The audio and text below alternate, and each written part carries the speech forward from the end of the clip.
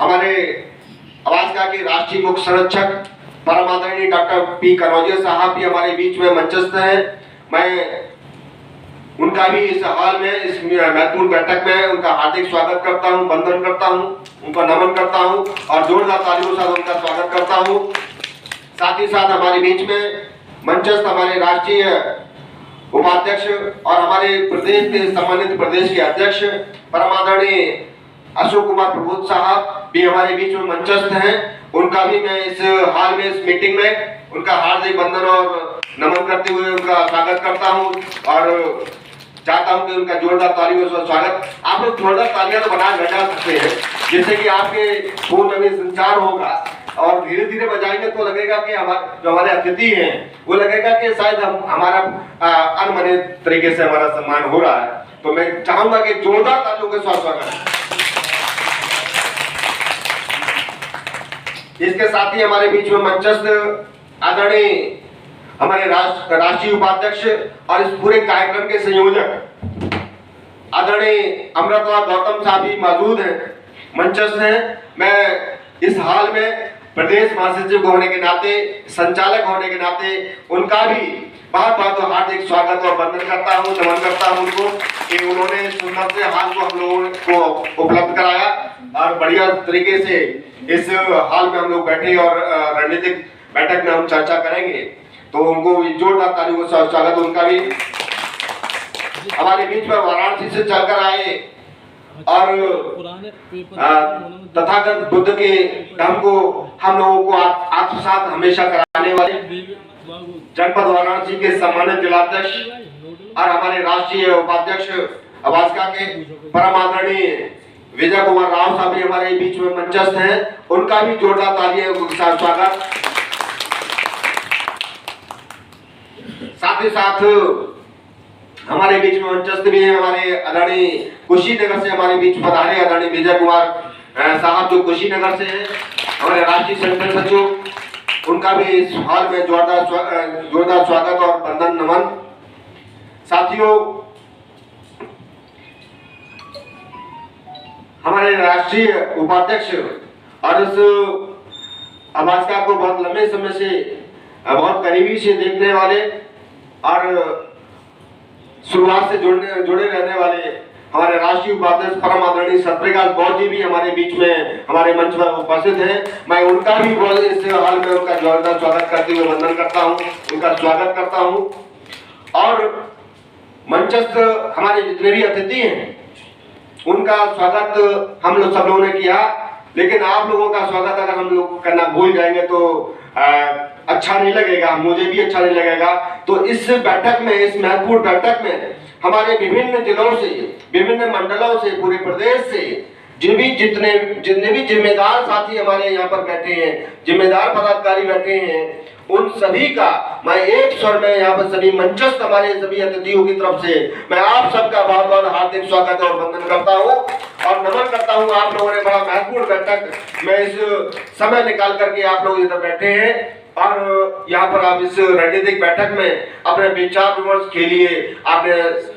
समय आप लोग देंगे। तो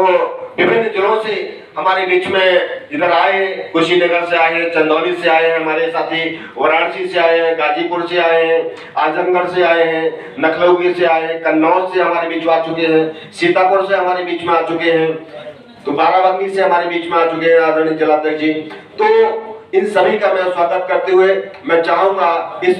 बैठक में मैं इस कार्यक्रम की भूमिका को रखने के लिए परम आदरणीय हमारे प्रदेश के अध्यक्ष और राष्ट्रीय उपाध्यक्ष आदरणीय अशोक कुमार प्रभु साहब को मैं आमंत्रित करना की भूमिका रखते हुए इस कार्यक्रम को शुरुआत करें। आदरणीय परम आदरणीय अशोक कुमार प्रभु जी, प्रदेश अध्यक्ष एवं राष्ट्रीय उपाध्यक्ष अवाजका आदरणीय अशोक कुमार प्रभु साहब, प्लीज आइए। महासचिव अवाजका एवं राष्ट्रीय संयुक्त सचिव, सम्यक संबुद्ध तथागत गौतम बुद्ध, बोधिसत्व रैदास, बोधिसत्व कबीर, बोधिसत्व गाडगे बाबा, राष्ट्रपिता ज्योतिबा फुले साहब, नारायणा गुरु, पेरियार रामास्वामी नायकर, माता सावित्रीबाई फुले, माता रमाबाई अंबेडकर, बोधिसत्व बाबा साहब डॉक्टर भीमराव अंबेडकर तथा बहुजन समाज में जन्मे तमाम संतों, गुरुओं, महापुरुषों से हम सभी का परिचय करा देने वाले बहुजन नायक मान्यवर कांशीराम साहब के चरणों में श्रद्धा का सुमन अर्पित करते हुए आज इस आवाज का BBS3 AIDASA रमा के संयुक्त तत्वाधान में आयोजित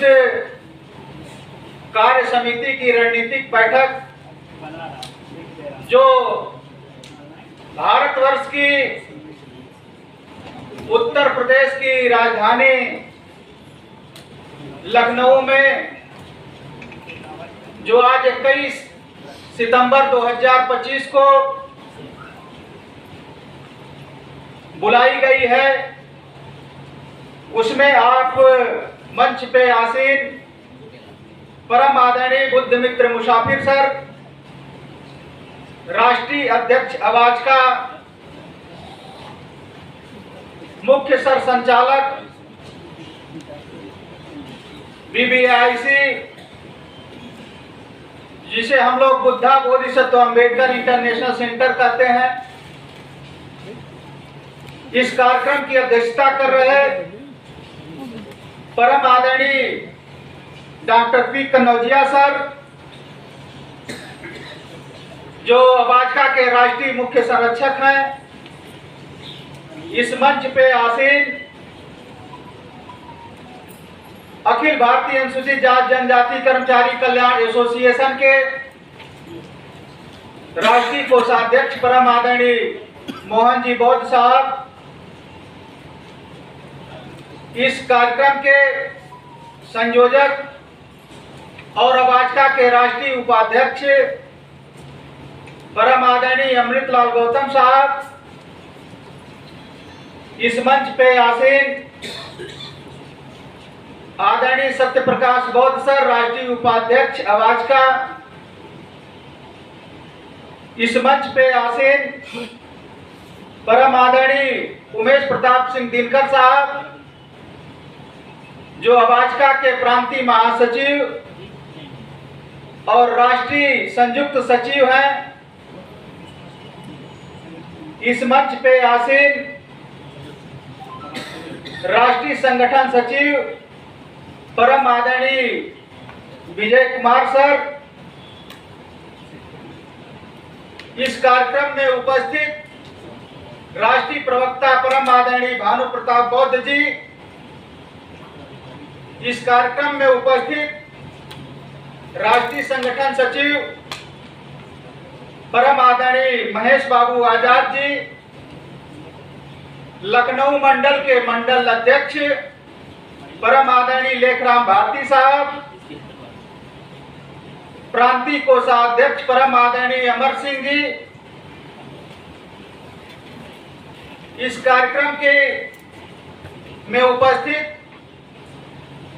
राष्ट्रीय वरिष्ठ मीडिया प्रभारी परम आदरणीय धनंजय कुमार जी, राष्ट्रीय मीडिया प्रभारी IT सेल परम आदरणीय सरोजीत आर्या सर, इस कार्यक्रम में उपस्थित आदरणीय रामहर्ष बौद्ध जी, प्रांतीय संरक्षक अबाजका, इस कार्यक्रम में उपस्थित आदरणीय देवनाथ भास्कर साहब, जिला अध्यक्ष BBS3 गोरखपुर, इस कार्यक्रम में उपस्थित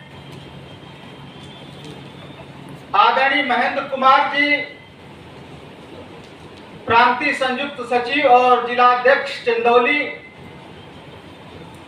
इस कार्यक्रम में उपस्थित आदरणीय विनोद कुमार जी,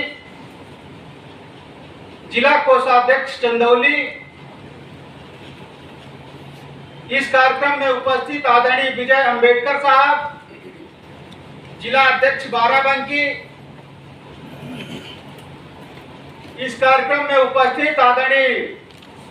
शिव कुमार जी, जिलाध्यक्ष सीतापुर, तथा इस कार्यक्रम में उपस्थित हमारे कन्नौज से सभी सम्मानित साथीगण, गाजीपुर से उपस्थित सभी सम्मानित गण, चंदौली से सभी सम्मानित साथीगण, वाराणसी से उपस्थित सभी सम्मानित गण, गोरखपुर से उपस्थित सभी सम्मानित साथीगण, कुशीनगर से उपस्थित समस्त सम्मानित साथीगण, लखनऊ से उपस्थित समस्त सम्मानित साथीगण, बाराबंकी से उपस्थित समस्त सम्मानित साथीगण तथा इस सभा में उपस्थित आप सभी बुद्धिजीवी साथियों, मैं एक स्वर में आप सभी को सादर नमो बुद्धाय जय भीम करता हूं। नमो बुद्धाय जय। साथियों, जैसा कि आप सभी को जानकारी है कि ये मीटिंग क्यों बुलाई गई है, इस मीटिंग का क्या उद्देश्य है, तो जैसा कि अभी आदरणीय उमेश प्रताप सिंह दिनकर साहब ने बता रहे थे, इस मीटिंग का क्या उद्देश्य है और हमें क्या रणनीति बना के आगे काम करनी है, इस विषय पे चर्चा होगी। तो मैं आप लोगों को संक्षिप्त में विषय वस्तु रखना चाहता हूं।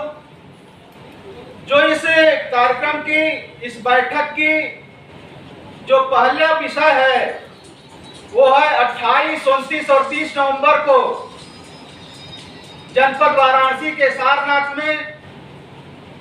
बुद्धा बोधिसत्व अंबेडकर इंटरनेशनल सेंटर के प्रांगण में होने वाले कार्यक्रम को कैसे हम लोग सफल बनाएंगे, उसकी भव्यता को कैसे हम लोगों को बनाना है, उसके महत्व को कैसे हम लोगों को समझाना है,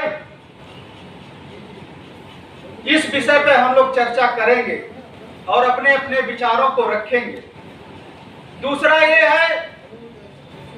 कि जो बुद्धा बोधिसत्व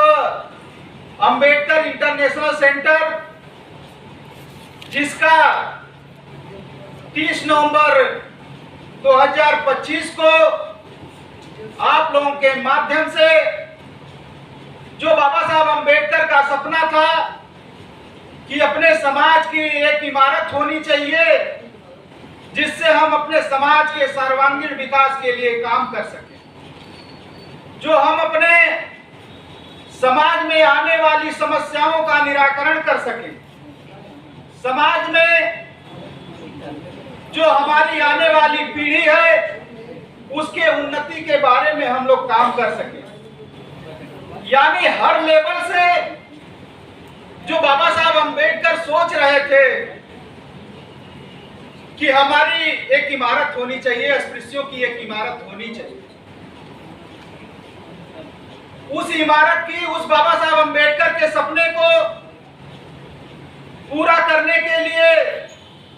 आप लोगों ने जो अपने तन मन धन का जो सहयोग करके जो सारनाथ की धरती पे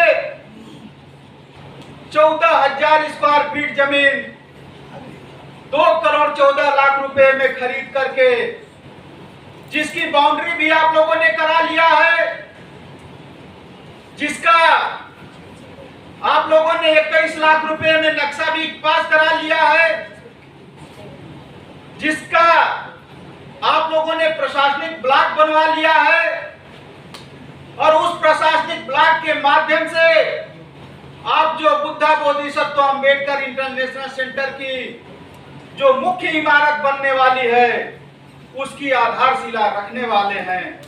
उस 30 नवंबर को आप लोग कैसे,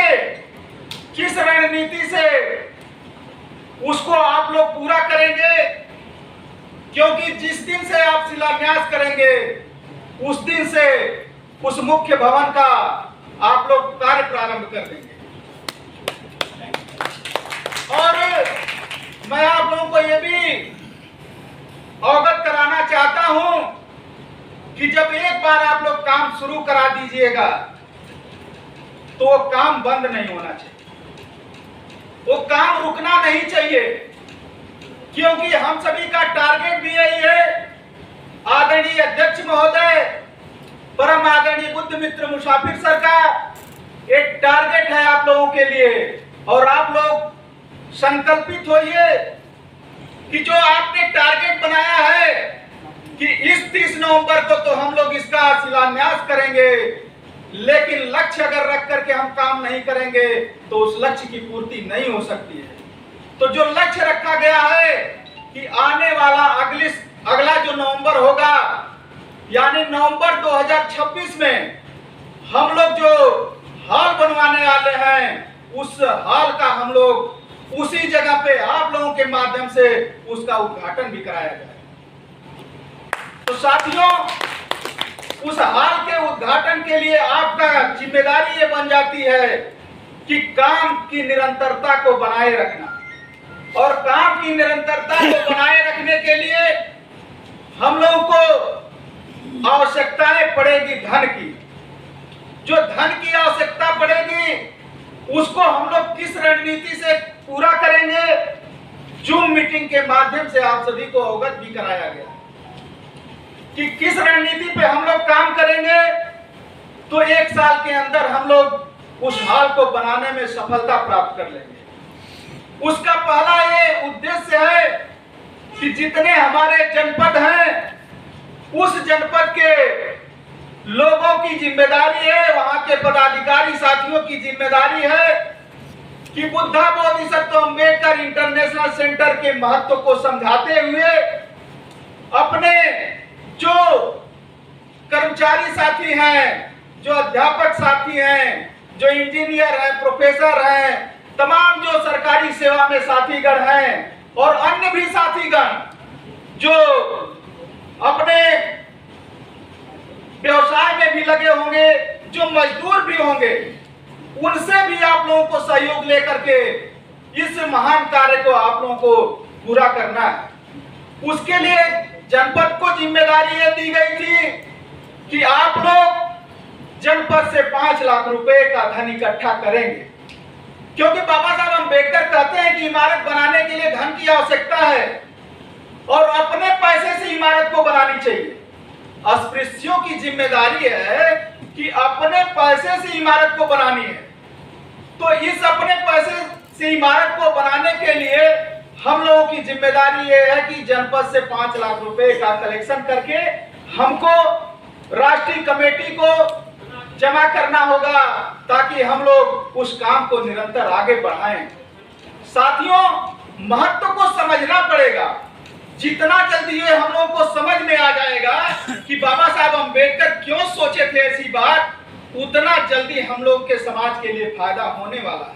जितना विलंब हम लोग करेंगे, जितना लेट करेंगे उसको बनाने में, समझिए कि समाज को हम लोग उतने ही पीछे लेके जाने वाले हैं। तो साथियों, हम लोगों को पूरे तन मन धन से, पूरे निष्ठा के भाव से इस सेंटर को बनाने में अपनी जिम्मेदारियों का निर्वहन करना है। साथियों, दूसरा एक और आप सभी के समक्ष लक्ष्य रखा गया था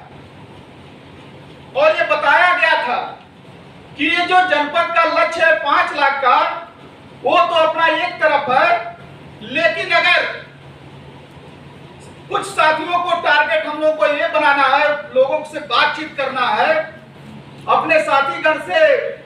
इस बात को, इस महत्ता को समझाते हुए कि हम लोग उनसे ये बात करेंगे कि कम से कम 1 लाख रुपए का जो धम्मदान साथीगण करेंगे, उस 30 नवंबर को उद्घाटन के दिन ही हम लोग उन्हें doctor Ambedkar award of honour से सम्मानित किया जाएगा, जो 1 लाख का धम्मदान करेंगे इस निर्माण के लिए। तो ये साथियों, बताते हुए मुझे हर्ष भी हो रहा है कि अब तक 36 लोगों ने अब तक 1 लाख धम्मदान देने के लिए घोषणा कर चुके हैं। और उसमें से आदरणीय धनंजय कुमार जी, जो राष्ट्रीय मीडिया प्रभारी हैं,